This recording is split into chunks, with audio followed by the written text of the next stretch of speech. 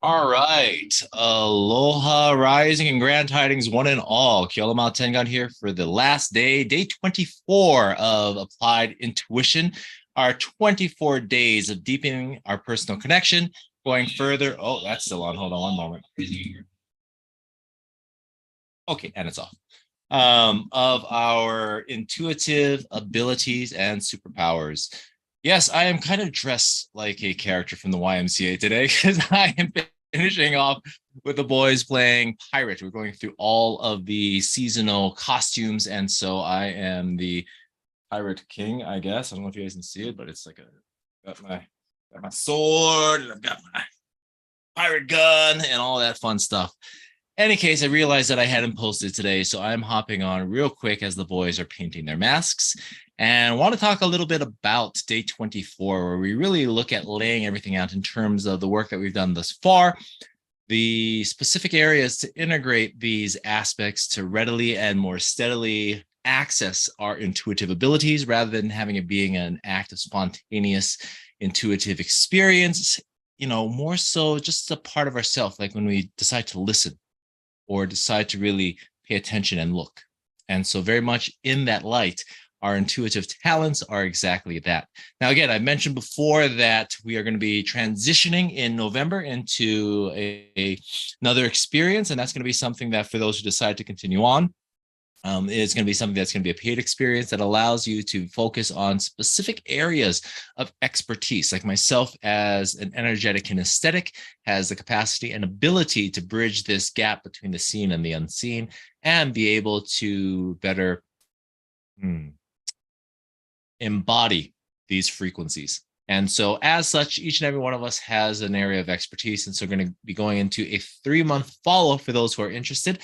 Please feel free to message me directly. Otherwise, we're going to be, again, doing another one of these experiences in the new year. And actually, next month, related and yet not, is going to be 30 days of Aloha, where we really focus upon the core aspects and parts and pieces and the values of what is aloha, and at least through my interpretation, and how we can actually make it a daily practice in our everyday lives. For now, though, as we look at wrapping everything up, what I want to say is that with all of this, one of the things that I hope that I leave you with is this idea of a process and a protocol to be able to access your intuitive abilities, to pause and to connect, to center your attention, to then look at becoming more coherent, thereby being able to create these intuitive experiences, specifically utilizing our own intuitive talents. Now, as we go further with that, we can see how that is something that is useful. Yesterday, we talked about those aspects in terms of that downward arc of our energy and our level of awareness and how we can leverage that in our everyday lives. And then the day prior to was that upward arc in terms of our morning rituals and how we can effectively set context for what it is that we desire to create. Today, as we really begin to close things out, what I really want to talk about is how do we have these different bounce points throughout the course of our day and be able to, again, access more readily and steadily our intuitive abilities in our everyday lives. So, being that we are assuming that you are setting your evening up for success for the next day, that you are actually utilizing that downward arc, our circadian rhythm, the drop in terms of our brainwave frequencies to get deep, rich, and restful sleep, then that means that as you wake up, you are more able to make use of that upward arc, right?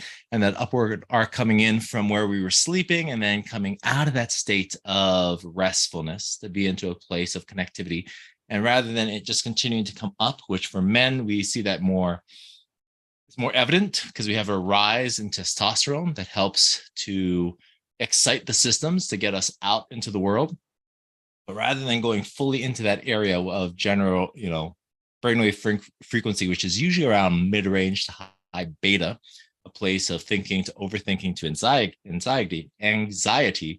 Instead, we just kind of plateau and just stay in that area of our greatest opportunity. Now, how then can we go through the course of our day using and leveraging this phenomena to be able to, again, enrich and enhance our daily lives? Well, one of the things that I like to do is incorporating things like meditation. So I meditate in the morning. I have about 45 minutes of stuff, generally speaking, that I do first thing in the morning. And then I'll, go into my more outward focused aspects of life, taking care of the boys, cooking breakfast, making lunch, all those parts and pieces, taking them to school, dropping them off. And then I'll go for a morning walk. When I come back from my morning walk, that's usually when I'll drop into another state of meditation. So I bring my frequency, my brainwave activity back down, pause in that area for a while, dwell in that space of potentiality, and then allow things to come back up by directing my attention via my intention. Now, when that happens, all of a sudden, cool things begin to unfold. And in doing so, I'm able to access more of that intuition. And so I actually have a kind of a set schedule where between 10 a.m. and 2 p.m. is my work period. And that work period is where I prime myself for work, much like I prime myself for sleep, much like I prime myself for my days. And in doing so, I'm more able to not just from a place of intelligence, also from intuition, be able to focus upon that point of intersection of personal connection and obviously intuition. Now, the thing about that is that when we are more able to, again, readily and steadily access the state of being, we are able and enabled to be able to leverage this, because this personal connection that we have is something that we can incorporate both personally and professionally. And as we do, we are able then to we are more capable of pulling this information out. And so one of the first things that I like to do, 10 a.m. comes around, the first 10 minutes, I just flush everything that needs to come out. I go into, as we have done, safe space, close my eyes, breathe, all those wonderful things that we've already done with that protocol. And then I open my eyes after asking, in my highest best interest and for the greatest good, how can I best be of service in my day now? And you're not able to see it. I have sliding glass doors. It's probably about, 12 feet across and just about, 6.5 feet high. I have these special pens. And after I come out of that, I go into my mind flow.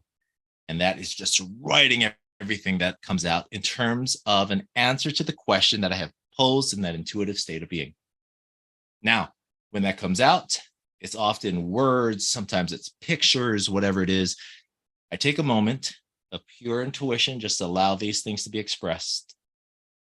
To then take a moment and from that, allow it then to be organized and created into experience. And then I have an idea of what that looks like. Inevitably, I have, and this kind of goes, and we'll talk about this more in the 3-month experience. Every day has a corresponding agency. Sunday, relationship to the sun. Monday, relationship to the moon. Tuesday, relationship to this more action-oriented aspect of Tyr. Wednesday, that of Odin or Wotan, and tied into those aspects of deep connection and communication. Thursday, Thor. Friday, Freya. Saturday, Saturn. And so there's these correspondences that come into play that are just natural rhythms and energies that we can, again, leverage, especially in those aspects of intuition. So as we go through all those pieces, then I flush everything out for the first 10 minutes. I have an idea of how I can best utilize my time. I organize that for the next 5 minutes, and then I am off to the races. And so then I'll utilize that 4-hour block to be highly effective in my life and to be able to deliver the most amount of impact with the least amount of work. Now, what that means is we're taking our intuitive abilities and we are crossing that against natural universal rhythms and being able to overlap, intersect, to connect, and effectively do more by doing less. Now, when we do all that, then we can utilize this the course of the day. Mind flow. So the first part is that protocol we talked about, right?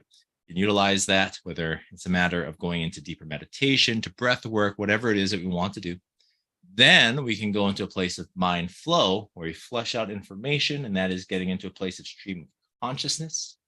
I'll explain that in our follow-up 3-month experience as well. Flushing all of that out allows us then to be in a more effective state of being. And as we go through that, one of the things that we can utilize today is this concept of the Na'au. If our head is a matter of our psychic information, right and left hemisphere, if our heart is a matter of experience, then the Na'au is space here, the aspect of our stomach, or what's called our enteric nervous system. It's kind of been identified as a second brain. It is a cluster of neurological sensory organs that exist within the stomach. Now, when we have these gut feelings, this is an area where if we bypass the head, even the heart, and go down into the gut, right? In Japanese, it's called the hara. So past the head, past the heart, and go into the hara. Then we can actually access information that is tied more to what us, within Hawaii identify as the Na'au, our spiritual center. Now, how do we bring attention to that? How do we actually begin to leverage that, not just as a more philosophical or conceptual idea, an actual practical and complementary system? Well, one of the things that we can do, again, backing up, is that right at our second, man, you really aren't able to see it. We're about to get a little personal here. Right at the second chakra, right? There's the pical, that's the navel, and right at the second chakra is this point. Now, if you actually apply pressure to this point, that allows us to center our awareness within the Na'au. And the Na'au then is more focused. And one of the things I like to do is I'm going through my day as I'm engaging that intellectual aspect, rather than getting stuck in my head, I put a certain amount of pressure on the Na'au.